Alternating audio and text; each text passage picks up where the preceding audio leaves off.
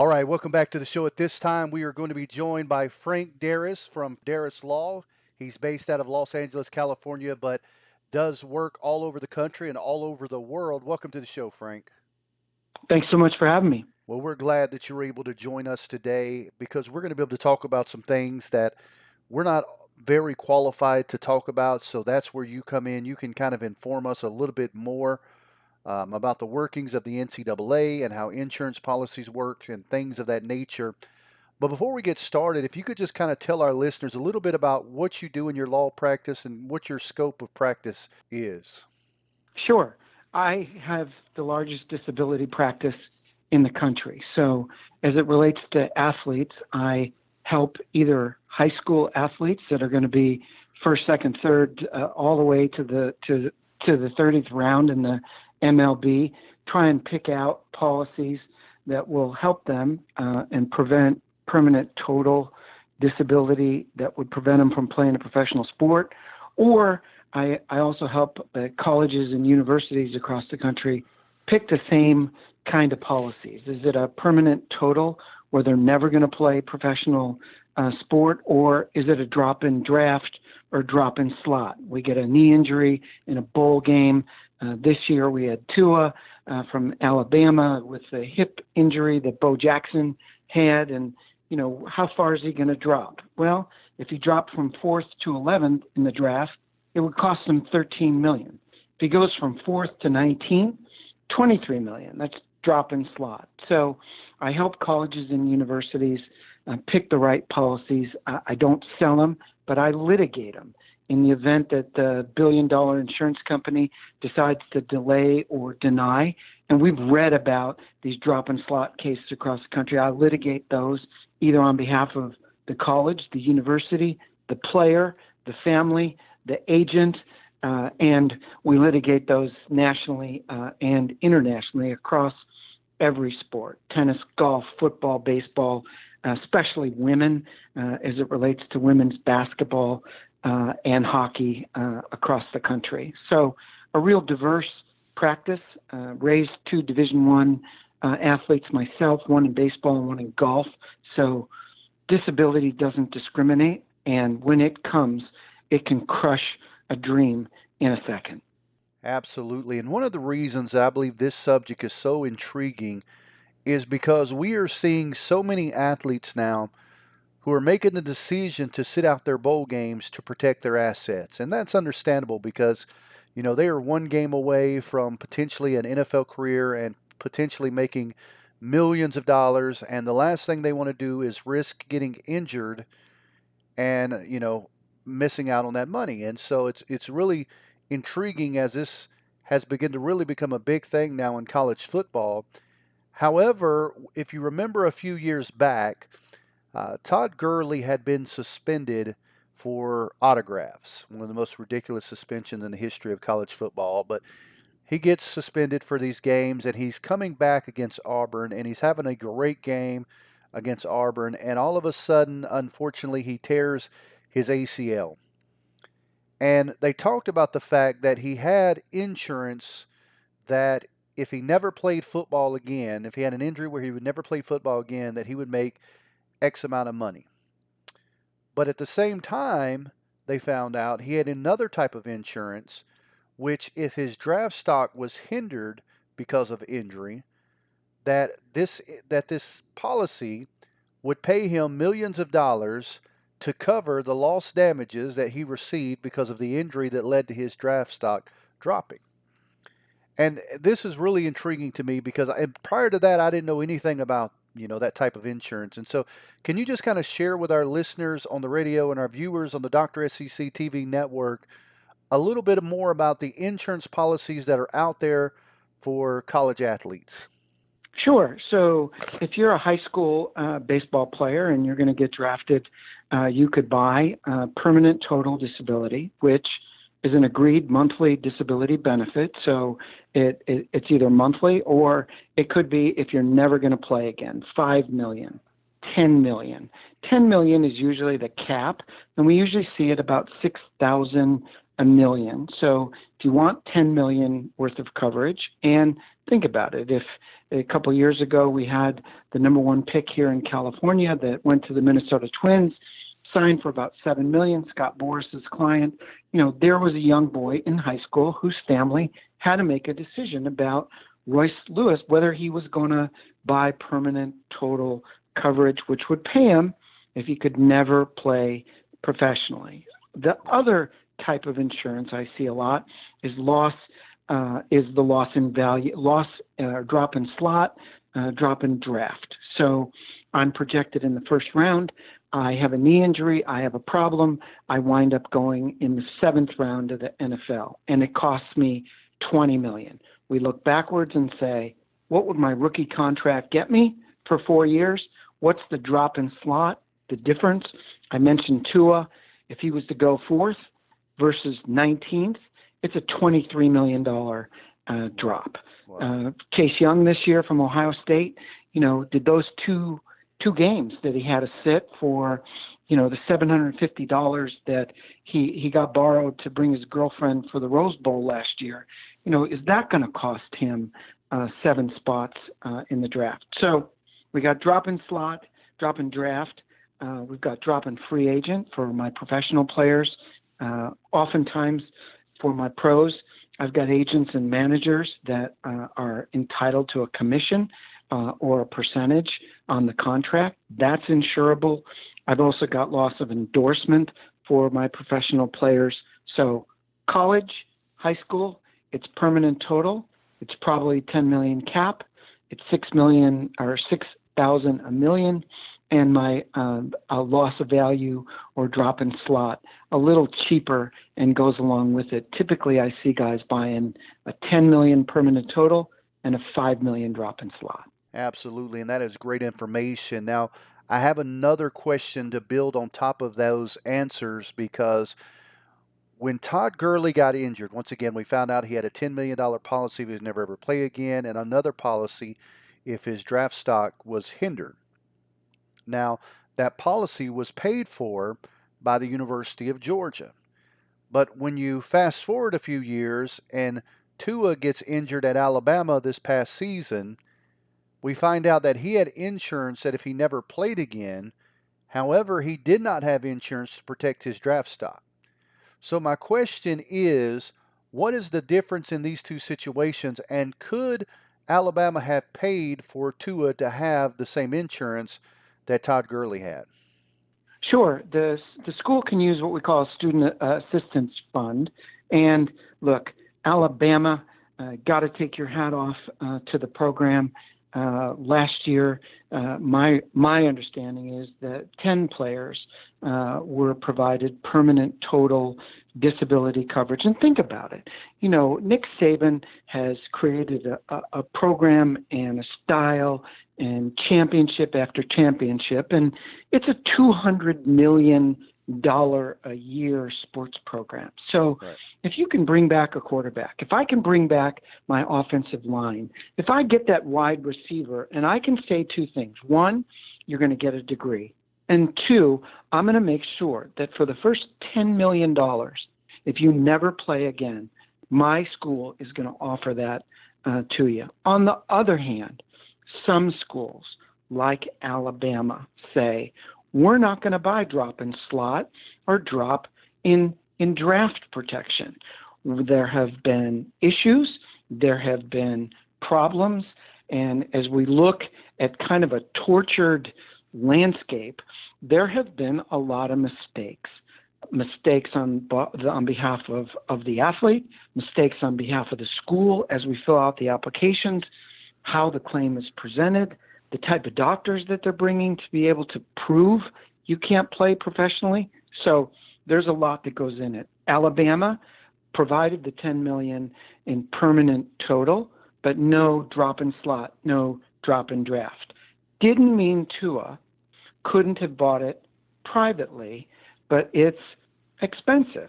And that kind of walks us into or backs us up to the name, likeness, and image bills that are proliferating around the country. 25 states now want to change the arcane and archaic NCAA from preventing players from using their name, likeness, and image to earn money. And in this particular case, I mean, think about it. Tua was a major celebrity Right. in Alabama. If he did a local car commercial, if he signed autographs, if he did jerseys, I mean, it didn't take a lot for him to come up with 50,000 to buy 5 million worth of drop in slot protection, Right. but he's precluded and would have lost his amateur status. I'm going to be honest with you, Frank. That really blows my mind that you have a player that potentially could be the number one pick in the draft, and you don't go ahead and get that insurance for him. Because a guy like Tua is so important, not just to the program, but to the school, and not just to the school, to the state. He really is an iconic figure inside the state of Alabama. And with a place like Alabama who has money to burn, it just seems to me that it would be a no brainer to go ahead and get this policy to protect this asset and really just to protect yourself and your image if something was to happen to him that would affect his draft stock dramatically. Now, with that said, it's my understanding that you have some ideas how the NCAA can do some things better, and they like to make slogans and they like to say how the athletes come first, but the reality is that they're probably not doing enough. So, what is it that you think that the NCAA can improve upon in protecting their student athletes?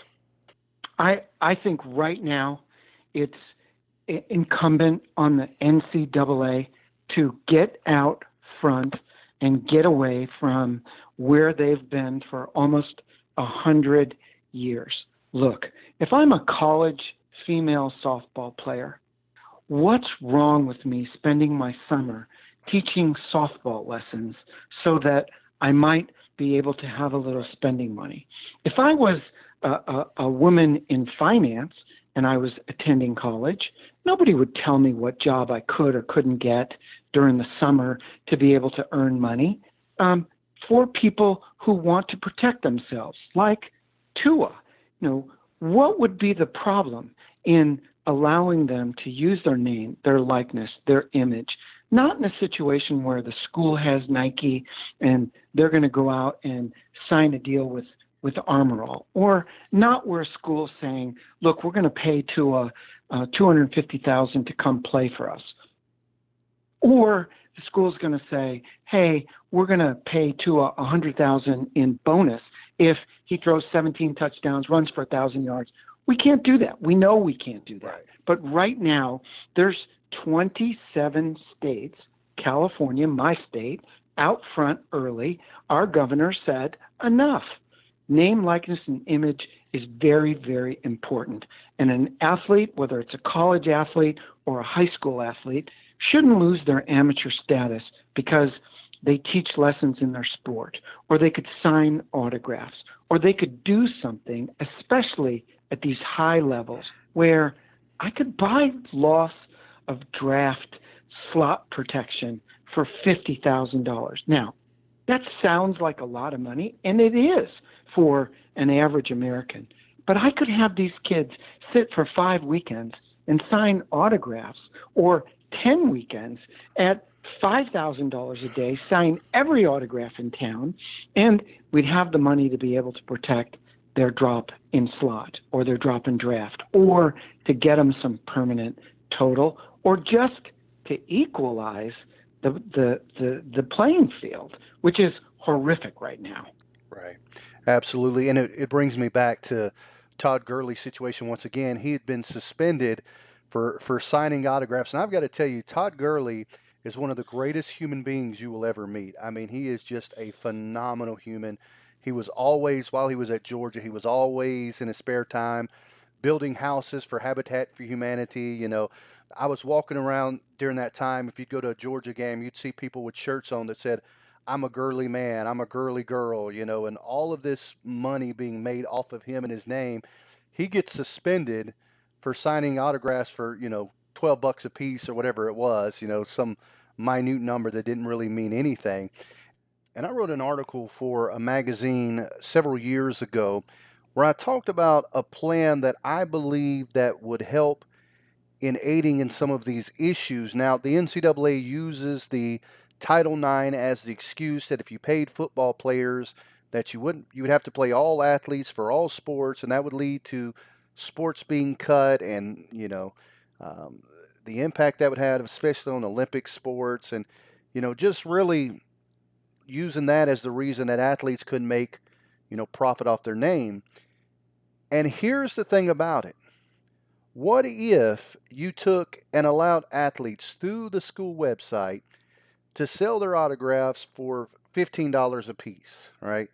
And let's just say, and I'm a random number, I don't know what it is, but let's just say that they can sell 40,000 of those autographs. Has to go through there, you cap it at 40,000 at $15 a piece.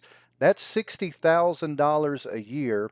That doesn't cost the university anything. The more popular an athlete is, the higher he can get in that cap number. It's a number that allows them to live a life that isn't fancy or, millionaire or anything of that nature, but you at least have money, like a person who has a good job, and it doesn't cost the university anything. It's solely based upon, your popularity and what you could bring to the program. It keeps some of the people that you'd be concerned about being involved with a student athlete. It would keep them out of the scenario, regulated through the website. I mean, it just seems to me that that would be something that would truly work. And is this something that colleges could do? Of course, it would work, and it would be easy to regulate, and it's certainly something that is out there for the NCAA to consider. Now, look, here's where we are in terms of the NCAA. They are coming together in April this month with suggestions from their board of governors, and look, they're not going to vote until next January on name, likeness, and image.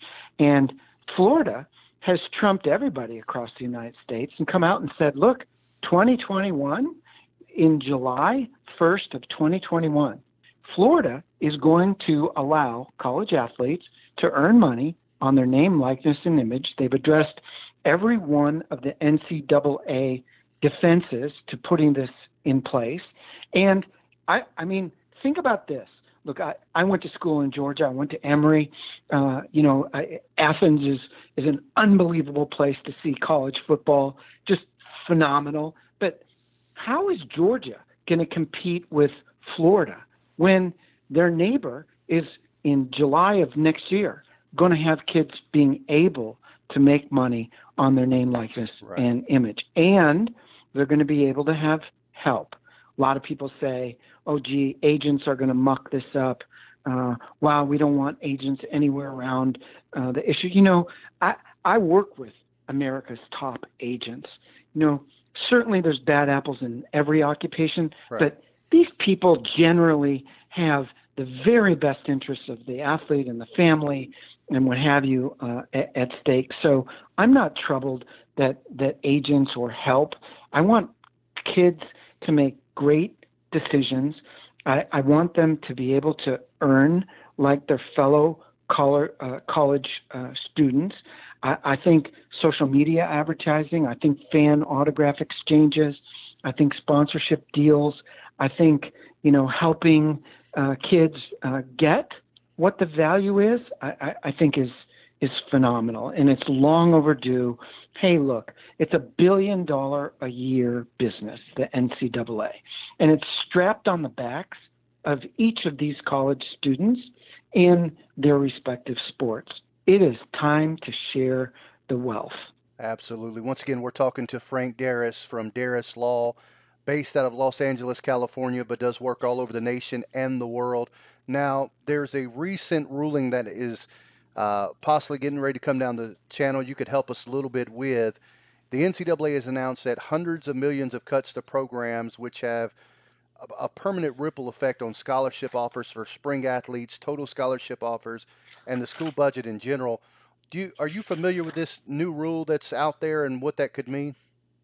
Of course, what we're seeing and what we've just heard is that instead of distributing $600 million to 347 Division I schools across the country because of the cancellation of March Madness, because of the cancellation of the College World Series, that number is now going to be about $200 million. So you say, oh, gee, Frank, 200 million is not that small of a number. Well, if you're going to lose 20% of your revenue or what you were Right. going to get from the revenue distribution plan, it should have been 600 plus. It's now going to be 225. I mean, one of the questions I have is wait a minute, NCAA, you make $1 billion off March Madness, but you only had 270 million worth of event cancellation coverage. Why are my college athletes in my Division I schools across the country eating $730 million of no event cancellation coverage? You only had 270. It's not hard math. $1 million or $1 billion less 270 million. Now, here's the problem. Schools can't make up this shortfall with increased enrollment, or retention. I mean, think about it. Nobody's in school. Secondly, everybody's getting tuition refunds from the respective schools. The refunds that are out there, they've got a decreasing class of graduating high school students across the country. Their donors have lost money in stock market, pension, profit sharing, and the economy is in an uncontrolled nosedive. And, higher education sector, which used to be stable in the Moody bond area, is now negative. So we're going to have decreased sponsorships. We've been in the middle of a facilities race. I mean, just look at the SEC, University of Florida, $65 million Right.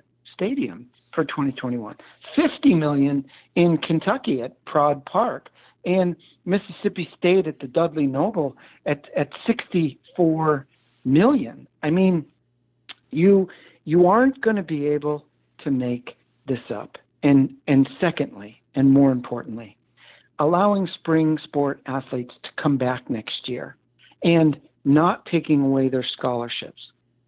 I applaud that, but we're going to have big rosters. Right. Baseball is 35, and we usually have 5 kids on the DL that are Tommy John or injured, or they're redshirting for one reason or another. Now I'm going to have a freshman sitting next to a 5th or 6th year senior. Why? Because their job that they were going to take this fall is no longer available, and they may as well come back to see what the draft is going to look like next year. So it is a really, really precarious time, and I'm very concerned. I'm disappointed gravely that the NCAA didn't have the right insurance to be able to make good on what's usually distributed, because it's our local colleges and universities that are now going to be shouldering this burden. Absolutely. And it's it's interesting because if anything can come positive, and there's so many negatives from this coronavirus and all the things that are happening, one thing it has done that I think is positive is it has shown in certain businesses and areas the lack of leadership and preparation that were there. I think this is what we've seen with the NCAA and this event cancel policy issue. So let's just play what if for a moment. I know this would never happen because we're not going to be able to pull you away from all your clients that you love so much. But let's just say that Frank Darras now is the president of the NCAA tomorrow. What are the first things that you would put in place to help fix some of these issues we're talking about? Well, we certainly have to have great coverage for our major events, College World Series, the March Madness. I mean, that's $1 billion event. I think secondly that our reserves, what we've got cubbyholed and set aside for a rainy day, the NCAA does have that, and they've got a fund. And I think it's time for them to dip in not only to our Division I schools, but Division II is going to get 13 million this year instead of 44 million, or our Division III, 10 million versus 32. I think it's time for them to dip into the reserves and try to at least get to half of what we were expecting for last year. I get it for each of the universities: ticket sales, contributions, rights and licensing, school fees, student fees. All those opportunities right now are stagnant. Coaching, those are contracts, and our coaches are making terrific money. I mean, I remember growing up thinking the governor of my state would be the one making the most money in my state. No, it's our college coaches, and you know what? Right. They deserve it. They earned it. They could be in the professional ranks. The kids, the coliseum, the stadiums, the programs. NCAA has to do more, and they've got to self-examine. This is the time now where the NCAA can truly get out front, help your college athletes so that they may thrive, just like we help our academic and all the smarty pants kids that come to our colleges and universities. Let's let the NCAA level the playing field for our college athletes so they can protect themselves, they can have a greater college experience, or at least a college experience equal to that of their peers who aren't athletes. Absolutely. Once again, we're talking to Frank Darras from Darras Law, based out of Los Angeles, California, but once again, all over the country and the world. Now, Frank, for some of our listeners that are listening to this that are struggling with, disability issues as far as working against getting their insurance paid out, all of these things, how can they find out more about you and what you do and what your company could do to help them? Sure. I mentioned earlier we have the largest disability practice in the country, and it doesn't matter whether you're in a farmhouse in Maine or the projects in Chicago, or you're a rising athlete. We handle not only the individual disability cases, but if you get group insurance from work, we do those cases across the country. My firm is called Darras Law, Darras Law. You can reach us at darraslaw.com. And we are in Ontario, California, a little suburb outside of Los Angeles. We do offer free advice, free help, free policy analysis. I mentioned we're the largest in the country, and that's how we pay it forward every day. And don't be surprised if you ask for help that it's not me giving that assistance. So I make sure that I'm down and deep in the trenches, and the poor have come first. My athletes have been a prominent feature, but anybody in between, if you're a trucker, we're a CEO to the secretary, we help everybody. Absolutely, doing a great work there, Frank. We appreciate so much you coming on the show, and we'd love to have you on more frequently and just go over some of these more legal issues that aren't always easy to understand and always easy for the layman to get a grasp on. We appreciate it all, and I look forward to having you on the show again soon. So happy to be here, and it's all about the kids. So look forward to it. Look